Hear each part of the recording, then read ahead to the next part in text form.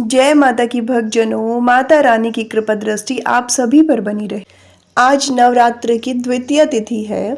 नवरात्र की द्वितीय तिथि पर माँ ब्रह्मचारिणी की पूजा का विधान है। माँ ब्रह्मचारिणी अपने भक्तों को तप, त्याग और वैराग्य का मार्ग दिखाती है। देवी श्वेत वस्त्र धारण करती है। दाएं हाथ में जप माला और बाएं हाथ में कमंडल लिए माँ ब्रह्मचारिणी शांत और सरल स्वरूप में विराजमान है। देवी की पूजा करने से सुख शांति की प्राप्ति होती है। तो प्रिय श्रोतागणों, आइए माँ भगवती के नवरात्र की दूसरे दिन की कथा का श्रवण करते हैं। मध्यम चरित्र के विष्णु ऋषि महालक्ष्मी देवता औष्णिक छंद, शाकंभरी शक्ति, दुर्गा बीज, वायु तत्व और यजुर्वेद स्वरूप हैं। श्री महालक्ष्मी की प्रसन्नता के लिए मध्यम चरित्र के पाठ में इसका विनियोग है। मैं कमल के आसन पर बैठी हुई प्रसन्न मुख वाली महिषासुरमर्दिनी भगवान लक्ष्मी का भजन करता हूँ, जो अपने हाथों में अक्षमाला, फरसा, गदा, वज्र, बाण, पद्य, धनुष, कुंडलिका, दंड, शक्ति, खड्ग, ढाल, शंख, घंटा, मधुपात्र, शूल, पाश और चक्र धारण करती हैं। ऋषि कहते हैं, पूर्व काल में देवताओं और असुरों में पूरे 100 वर्षों तक घोर संग्राम हुआ। उसमें असुरों का स्वामी महिषासुर था और देवताओं के नायक इंद्र थे। उस युद्ध में देवताओं की सेना महाबली असुरों से परास्त हो गई।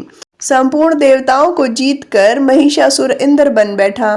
तब पराजित देवता प्रजापति ब्रह्मा जी को आगे करके उस स्थान पर गए जहां भगवान शंकर और विष्णु विराजमान थे। देवताओं ने महिषासुर के पराक्रम तथा अपनी राज्य का यथावत वृतांत उन दोनों देवेश्वरों से विस्तार पूर्वक कह सुनाया। वे बोले, भगवान, महिषासुर सूर्य, इंद्र, अग्नि, वायु, चंद्रमा, यम, वरुण तथा अन्य देवताओं के भी अधिकार छीनकर स्वयं ही सबका अधिष्ठाता बन बैठा है। उस दुरात्मा महिष ने समस्त देवताओं को स्वर्ग से निकाल दिया है। अब वे मनुष्यों की भांति पृथ्वी पर विचरते हैं। दैत्यों की यह सारी करतूत हमने आप लोगों से कह सुनाई है। अब हम आपकी ही शरण में आए हैं, उसके वध का कोई उपाय सोचिए। इस प्रकार देवताओं के वचन सुनकर भगवान शिव और विष्णु ने दैत्यों पर बड़ा क्रोध किया। उनकी भौहें तन गई और मुंह टेढ़ा हो गया। तब अत्यंत कोप में भरे हुए चक्रपाणी श्री विष्णु के मुख से एक महान तेज प्रकट हुआ। इसी प्रकार ब्रह्मा, शंकर तथा इंद्र आदि अन्य देवताओं के शरीर से भी बड़ा भारी तेज निकला। वह सब मिलकर एक हो गया। महान तेज का वह पुंज जाज्वल्यमान पर्वत सा बन पड़ा। देवताओं ने देखा, वहां उसकी ज्वालाएं संपूर्ण दिशाओं में व्याप्त हो रही थी। संपूर्ण देवताओं के शरीर से प्रकट हुई उस तेज की कहीं तुलना नहीं थी। एकत्रित होने पर वह एक नारी के रूप में परिणत हो गया और अपने प्रकाश से तीनों लोकों में व्याप्त जान पड़ा। भगवान शंकर का जो तेज था, उससे देवी का मुख प्रकट हुआ। यमराज के तेज से उसके सिर के बाल निकल आए। श्री भगवान विष्णु के तेज से उसकी भुजाएं उत्पन्न हुई। चंद्रमा के तेज से दोनों सतनों का तथा इंद्र के तेज से मध्य भाग कटि प्रदेश का प्रादुर्भाव हुआ। वरुण के तेज से जंघा और पिंडली तथा पृथ्वी के तेज से नितंब भाग प्रकट हुआ। ब्रह्मा के तेज से दोनों चरण और सूर्य के तेज से उनकी उंगलियां हुई। वसु के तेज से हाथों की उंगलियां और कुबेर के तेज से नासिका प्रकट हुई। देवी के दांत प्रजापति के तेज से तथा तीनों नेत्र अग्नि के तेज से प्रकट हुए। उनकी भौहें संध्या के और कान वायु के तेज से उत्पन्न हुए। इसी प्रकार अन्य देवताओं के तेज से भी कल्याणमयी देवी का आविर्भाव हुआ। तदंतर समस्त देवताओं के तेज पुंज से प्रकट हुई देवी को देखकर महिषासुर के सताए हुए देवता बहुत प्रसन्न हुए। पिनाकधारी भगवान शिव ने अपने त्रिशूल से एक शूल निकालकर उन्हें दिया। फिर भगवान विष्णु ने भी अपने चक्र से चक्र उत्पन्न करके भगवती को अर्पण किया। वरुण ने भी शंख भेंट किया। अग्नि ने उन्हें शक्ति दी और वायु ने धनुष तथा बाण से भरे हुए 2 तश्कर प्रदान किए। सहस्त्र नेत्रों वाले देवराज इंद्र ने अपने वज्र से वज्र उत्पन्न करके दिया और ऐरावत हाथी से उतार कर एक घंटा भी प्रदान किया। यमराज ने काल दंड से दंड, वरुण ने पाश, प्रजापति ने स्फटिक की माला तथा ब्रह्मा जी ने कमंडल भेंट किया। सूर्य ने देवी के समस्त रोमकूपों में अपनी किरणों का तेज भर दिया। काल ने उन्हें चमकती हुई ढाल और तलवार दी। क्षीर समुद्र ने उज्जवल हार तथा कभी जीर्ण न होने वाले 2 दिव्य वस्त्र भेंट किए। साथ ही उन्होंने दिव्य चूड़ामणि, 2 कुंडल, कड़े, उज्जवल अर्धचंद्र, सब बाहुओं के लिए केयूर, दोनों चरणों के लिए निर्मल नुपुर, गले की माला, हसली और सब उंगलियों में पहनने के लिए रत्नों की बनी अंगूठियां भी दी। विश्वकर्मा ने उन्हें अत्यंत निर्मल फरसा भेंट किया। साथ ही अनेक प्रकार के अस्त्र और अभेद्य कवच दिए। इनके सिवा मस्तक और वक्षस्थल पर धारण करने के लिए कभी न कुंभलाने वाले कमलों की मालाएं दी। जल्दी ने उन्हें सुंदर कमल का फूल भेंट किया। हिमालय ने सवारी के लिए सिंह तथा भांति भांति के रत्न समर्पित किए। धनाध्यक्ष कुबेर ने मधु से भरा पान पात्र दिया तथा संपूर्ण नागों के राजा शेष ने, जो इस पृथ्वी को धारण करते हैं, उन्हें बहुमूल्य मणियों से विभूषित नागहार भेंट दिया। इसी प्रकार अन्य देवताओं ने भी आभूषण और अस्त्र शस्त्र देकर देवी का सम्मान किया। तत्पश्चात उन्होंने बारंबार अट्टहास पूर्वक उच्च स्वर में गर्जना की। उनके भयंकर नाद से संपूर्ण आकाश गूंज उठा। देवी का वह अत्यंत उच्च स्वर में किया हुआ सिंहनाद कहीं समा न सका। आकाश उसके सामने लघु प्रतीत होने लगा। उससे बड़े जोर की प्रतिध्वनि हुई, जिससे संपूर्ण विश्व में हलचल मच गई और समुद्र कांप उठे। पृथ्वी डोलने लगी और समस्त पर्वत हिलने लगे। उस समय देवताओं ने अत्यंत प्रसन्नता के साथ सिंह वाहनी भवानी से कहा, हे देवी, आपकी जय हो। साथ ही महर्षियों ने भक्ति भाव से विनम्र होकर उनका सत्वन किया। संपूर्ण त्रिलोकी को शोभाग्रस्त देखकर दैत्यगण अपनी समस्त सेनाओं को कवच आदि से सुसज्जित कर हाथों में हथियार ले सहसा उठकर खड़े हो गए। उस समय महिषासुर ने बड़े क्रोध में आकर कहा, यह क्या हो रहा है? फिर वह संपूर्ण असुरों से घिरकर उस सिंहनाद की ओर लक्ष्य करके दौड़ा और आगे पहुंचकर उसने देवी को देखा, जो अपनी प्रभा से तीनों लोकों को प्रकाशित कर रही थी। उनके चरणों के भार से पृथ्वी दबी जा रही थी। माथे के मुकुट से आकाश में रेखा सी खिंच रही थी तथा वे अपने धनुष की टंकार से सातों पातालों को शुद्ध किए देती थी। देवी अपनी हजारों भुजाओं से संपूर्ण दिशाओं को आच्छादित करके खड़ी थी। तदंतर उनके साथ दैत्यों का युद्ध छिड़ गया। नाना प्रकार के अस्त्र शस्त्रों के प्रहार से संपूर्ण दिशाएं उपदासित होने लगी। चिक्षुर नामक महान असुर महिषासुर का सेनानायक था। वह देवी के साथ युद्ध करने लगा। अन्य देवताओं की चतुरंगिनी सेना साथ लेकर चाम्र भी लड़ने लगा। 60,000 रथों के साथ आकर उदग्रह नामक महादैत्य ने लोहा लिया। 1 करोड़ रथियों को साथ लेकर महाहनु नामक दैत्य युद्ध करने में लग गया, जिसके रोए तलवार के समान तीखे थे तथा असिलोमा नाम का महादैत्य 5 करोड़ रथी सैनिकों सहित युद्ध में आ डटा। 60 लाख रथियों से घिरा हुआ बाष्कल नामक दैत्य भी उस युद्ध भूमि में लड़ने लगा। परिवारित नामक राक्षस हाथी सवार और घुड़सवारों के अनेक दलों तथा 1 करोड़ रथियों को लेकर युद्ध में कूद पड़ा। विडाल नामक दैत्य 5 अरब रथियों से घिरकर लोहा लेने लगा। इसके अतिरिक्त और भी हजारों महादैत्य रथ, हाथी और घोड़ों की सेना के साथ देवी के साथ युद्ध करने लगे। स्वयं महिषासुर उस रणभूमि में कोटि कोटि सहस्त्र रथ, हाथी और घोड़ों की सेना से घिरा हुआ खड़ा था। वह दैत्य देवी के साथ तोमर, भिंदीपाल, शक्ति, मूसल, खड़ग, परशु और पटिश आदि अस्त्र शस्त्रों का प्रहार करते हुए युद्ध कर रहे थे। कुछ दैत्यों ने उन पर शक्ति का प्रहार किया, कुछ लोगों ने पाश फेंके तथा कुछ दूसरे दैत्यों ने खड़ग प्रहार करके देवी को मार डालने का उद्योग किया।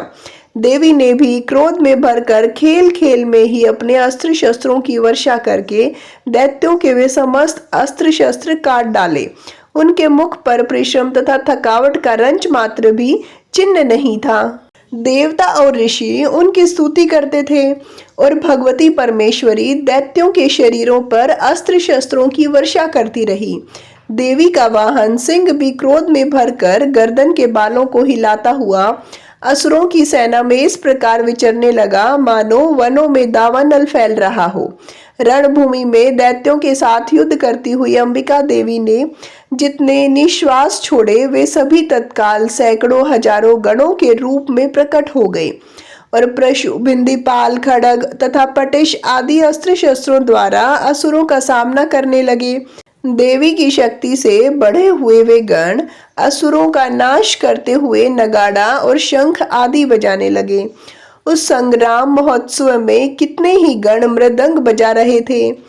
तदंतर देवी ने त्रिशूल से, गदा से, शक्ति से, वर्षों से और खड़ग आदि से सैकड़ों महादैत्यों का संहार कर डाला। कितनों को घंटे के भयंकर नाद से मूर्छित करके मार गिराया। बहुतेरे दैत्यों को पाश में बांधकर धरती पर घसीटा।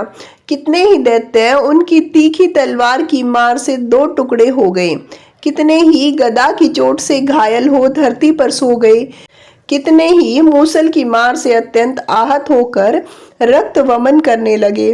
कुछ दैत्य शूल से छाती फट जाने के कारण पृथ्वी पर ढेर हो गए। उस रणांगण में बाण समूहों की वृष्टि से कितने ही असुरों की कमर टूट गई। बाज की तरह झपटने वाले देवपिंडक दैत्यगण अपने प्राणों से हाथ धोने लगे। किन्हीं की बाहें छिन्न भिन्न हो गई, कितनों की गर्दनें कट गई, कितने ही दैत्यों के मस्तक कट कट कर गिरने लगे। कुछ लोगों के शरीर मध्य भाग में ही विदीर्ण हो गए।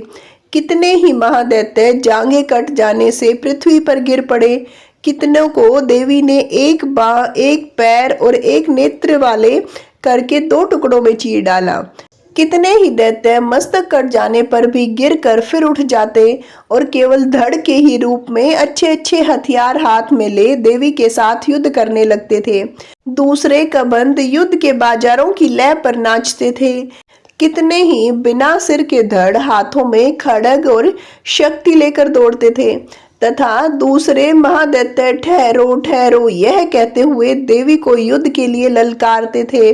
जहां वह घोर संग्राम हुआ था वहां की धरती देवी के गिराए हुए रथ, हाथी, घोड़े और असुरों की लाशों से ऐसी पट गई कि वहां फिर चलना फिरना असंभव हो गया। दैत्यों की सेना में हाथी, घोड़े और असुरों के शरीरों से इतनी अधिक मात्रा में रक्तपात हुआ कि थोड़ी ही देर में वहां खून की बड़ी बड़ी नदियां बहने लगी। जगदम्बा ने असुरों की विशाल सेना को क्षण भर में नष्ट कर दिया। ठीक उसी तरह जैसे तृण और काठ के भारी ढेरों को आग कुछ ही क्षण में भस्म कर देती है और सिंह भी गर्दन के बालों को हिला हिलाकर जोर जोर से गर्जना करता हुआ दैत्यों के शरीरों के मानो उनके प्राण चुन लेता था। वहां देवी के गणों ने भी उन महान दैत्यों के साथ ऐसा युद्ध किया जिससे आकाश में खड़े हुए देवता गण उन पर बहुत संतुष्ट हुए और पुष्प बरसाने लगे।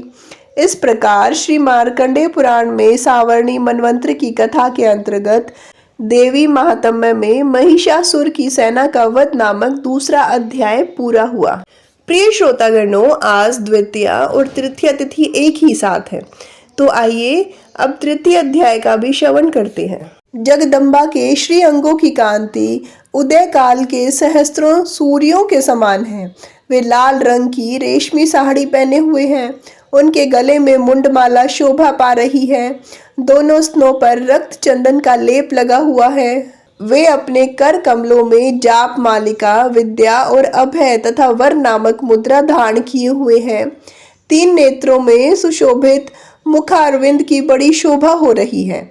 उनके मस्तक पर चंद्रमा के साथ ही रतन में मुकुट बंधा है तथा वे कमल के आसन पर विराजमान हैं। ऐसी देवी को मैं भक्ति पूर्वक प्रणाम करता हूँ। ऋषि बोले, दैत्यों की सेना को इस प्रकार तहस नहस होते देख महादैत्य सेनापति चिक्षुर क्रोध में भरकर अंबिका देवी से युद्ध करने के लिए आगे बढ़ा। वह असुर रणभूमि में देवी के ऊपर इस प्रकार बाणों की वर्षा करने लगा जैसे बादल मेरुगिरी के शिखर पर पानी की धार बरसा रहे हों।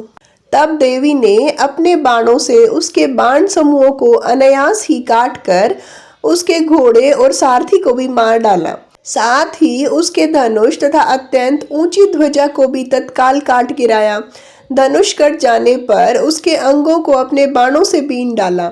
धनुष, रथ, घोड़े और सारथी के नष्ट हो जाने पर वह असुर ढाल और तलवार लेकर देवी की ओर दौड़ा। उसने तीखी धार वाली तलवार से सिंह के मस्तक पर चोट करके देवी की भी बाईं भुजा में बड़े वेग से प्रहार किया। राजन, देवी की बांह पर पहुंचते ही वह तलवार टूट गई। फिर तो क्रोध से लाल आंखें करके उस राक्षस ने शूल हाथ में लिया और उसे उस दैत्य ने भगवती भद्रकाली के ऊपर चलाया। वह शूल आकाश से गिरते हुए सूर्य मंडल की भांति अपने तेज से प्रज्वलित हो उठा। उस शूल को अपनी ओर आते देख देवी ने भी शूल का प्रहार किया। उससे राक्षस के शूल के सैकड़ों टुकड़े हो गए। साथ ही महादैत्य चिक्षुर की भी धज्जियां उड़ गई। वह प्राणों से हाथ धो बैठा। महिषासुर के सेनापति उस महापराक्रमी चिक्षुर के मारे जाने पर देवताओं को पीड़ा देने वाला चाम्र हाथी पर चढ़ गया। उसने भी देवी के ऊपर शक्ति का प्रहार किया, किंतु जगदम्बा ने उसे अपने हुंकार से ही आहत एवं निष्प्रद करके तत्काल पृथ्वी पर गिरा दिया। शक्ति टूट कर गिरी हुई देख चाम्र को बड़ा क्रोध हुआ। अब उसने शूल चलाया, किंतु देवी ने उसे भी अपने बाणों के द्वारा काट डाला। इतने में ही देवी का सिंह उछलकर हाथी के मस्तक पर चढ़ बैठा और उस दैत्य के साथ खूब जोर लगाकर बाहुयुद्ध करने लगा। वे दोनों लड़ते लड़ते हाथी से पृथ्वी पर गिर गए और अत्यंत क्रोध में भरकर एक दूसरे पर बड़े भयंकर प्रहार करते हुए लड़ने लगे। तदंतर सिंह बड़े वेग से आकाश की ओर उछला और उधर से गिरते समय उसने पंजों की मार से चाम्र का सिर धड़ से अलग कर दिया। इसी प्रकार उदग्रह भी शिला और वक्ष आदि की मार खाकर रणभूमि में देवी के हाथ से मारा गया। कराल भी दांतों, मुक्कों और थप्पड़ों की चोट से धराशाही हो गया। क्रोध में भरी हुई देवी ने गदा की चोट से उद्दत का कचुम्बर निकाल डाला। बिंदीपाल से वाशकल को तथा बाणों से ताम्र और अंधक को मौत के घाट उतार दिया। 3 नेत्रों वाली परमेश्वरी ने त्रिशूल से उग्राश्य, उग्रवीर तथा महाहनु नामक दैत्यों को मार डाला। तलवार की चोट से विडाल के मस्तक को धड़ से काट गिराया। दुर्धर और दुर्मुख इन दोनों को भी अपने बाणों से यमलोक भेज दिया। इस प्रकार अपनी सेना का संहार होता देख महिषासुर ने भैंसे का रूप धारण करके देवी के गणों को त्रास देना आरंभ किया। थुथुन से मारकर किन्हीं के ऊपर खुरों का प्रहार करके किन्हीं को पूंछ से चोट पहुंचाकर, कुछ को सींगों से विदीर्ण करके, कुछ गणों को वेग से, किन्हीं को सिंहनाद से, कुछ को चक्र देकर और कितनों को निश्वास वायु के झोंके से धराशाही कर दिया। इस प्रकार गणों की सेना को गिराकर वह असुर महादेवी के सिंह को मारने के लिए झपटा। इससे जगदम्बा को बड़ा क्रोध आया। उधर महापराक्रमी महिषासुर भी क्रोध में भरकर धरती को खुरों से खोदने लगा तथा अपने सींगों से ऊंचे ऊंचे पर्वतों को उठाकर फेंकने और गरजने लगा। उसके वेग से चक्र देने के कारण पृथ्वी शुद्ध होकर फटने लगी। उसकी पूंछ से टकराकर समुद्र सब ओर से धरती को डुबोने लगा। हिलते हुए सींगों के आघात से विदीर्ण होकर बादलों के टुकड़े टुकड़े हो गए। उसके श्वास की प्रचंड वायु के वेग से उड़े हुए सैकड़ों पर्वत आकाश से गिरने लगे। इस प्रकार क्रोध में भरे हुए उस महादैत्य को अपनी ओर आते देख चंडिका ने उसका वध करने के लिए महान क्रोध किया। उन्होंने पाश फेंक कर उस महान असुर को बांध लिया। उस महासंग्राम में बंध जाने पर उसने भैंसे का रूप त्याग दिया और तत्काल सिंह के रूप में वह प्रकट हो गया। उस अवस्था में जगदम्बा जो ही उसका मस्तक काटने के लिए उद्यत हुई, त्यों ही वह खड्गधारी पुरुष के रूप में दिखाई देने लगा। तब देवी ने तुरंत ही बाणों की वर्षा करके ढाल और तलवार के साथ उस पुरुष को भी बांध डाला। इतने में ही वह महान गजराज के रूप में परिणत हो गया। तथा अपनी सूंड से देवी के विशाल सिंग को खींचने और गर्जने लगा। खींचते समय देवी ने तलवार से उसकी सूंड काट डाली। तब उस महादैत्य ने पुनः भैंसे का शरीर धारण किया और पहले की ही भांति चराचर प्राणियों सहित तीनों लोकों को व्याकुल करने लगा। तब क्रोध में भरी हुई जगदम्बा चंडिका बारंबार उत्तम मधु का पान करने और लाल आंखें करके हंसने लगी। उधर वह बल और पराक्रम के मद से उन्मत्त हुआ राक्षस गर्जने लगा और अपने सींगों से चंडी के ऊपर पर्वतों को फेंकने लगा। उस समय देवी अपने बाणों के समूहों से उसके फेंके हुए पर्वतों को चूर करती हुई बोली। बोलते समय उनका मुख मधु के मद से लाल हो रहा था और वाणी लड़खड़ा रही थी। देवी ने कहा, अरे मूढ़, मैं जब तक मधु पीती हूँ तब तक तू क्षण भर के लिए खूब गर्ज ले। मेरे हाथ से यहीं तेरी मृत्यु हो जाने पर अब शीघ्र ही देवता भी गर्जना करेंगे। ऋषि कहते हैं, यूं कहकर देवी उछली और उस महादैत्य के ऊपर चढ़ गई। फिर उसने पैर से उसे दबाकर उन्हें शूल से उस कंठ में आघात किया। उसके पैर से दबा होने पर भी महिषासुर अपने मुख से दूसरे रूप में बाहर होने लगा। उधर आधे शरीर से ही वह बाहर निकल पाया था कि देवी ने अपने प्रहार से उसे रोक दिया। आधा निकला होने पर भी वह महादैत्य देवी से युद्ध करने लगा। तब देवी ने बहुत बड़ी तलवार से उसका मस्तक काट गिराया। फिर तो हाहाकार करती हुई दैत्य की सारी सेना भाग गई तथा संपूर्ण देवता अत्यंत प्रसन्न हो गए। देवताओं ने दिव्य महर्षियों के साथ दुर्गा देवी का स्तवन किया। गंधर्व राज गाने लगे तथा अप्सराएं नृत्य करने लगी। इस प्रकार श्री मार्कंडेय पुराण में सावर्णिक मनवंतर की कथा के अंतर्गत देवी महात्म्य में महिषासुर वध नामक तीसरा अध्याय संपूर्ण हुआ। बोलो माता रानी की जय, सांचे दरबार की जय।